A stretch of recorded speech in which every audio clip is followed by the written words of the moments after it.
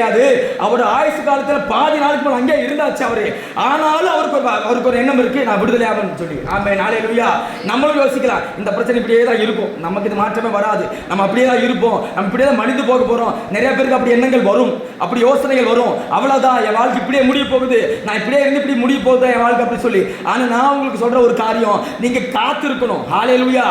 நீங்க விடுதலை ஆகணும்னு சொல்லி காத்து இருக்கிற பொழுது அந்த இடத்துல வந்து இயேசு கண்டு அவன் வெகுகாலமாக வியாதிஸ்தன் என்று அறிந்து அவனை நோக்கி சொஸ்தமாக வேண்டும் என்று விரும்புகிறாயா என்று கேட்டார். ஹல்லேலூயா. ஆமென். ஃபர்ஸ்ட் வந்து அவர் கேட்கிற விருப்பம் இருக்கான்னு சொல்லி. ஆமென், ஹல்லேலூயா. அவர் கடவுள் தானே, நேரவே குணமாக்கிக்கலாம்ல, அப்படி கிடையவே கிடையாது. ஆண்டவர் கேட்கிறாரு, நீ விருப்பம் உனக்கு இருக்கான்னு சொல்லி. ஆமென், ஹல்லேலூயா. வசனம் கேட்கிற ஒவ்வொருவருக்கும் சொல்ற ஒரு காரியம், ஃபர்ஸ்ட் நீங்க விரும்பணும்.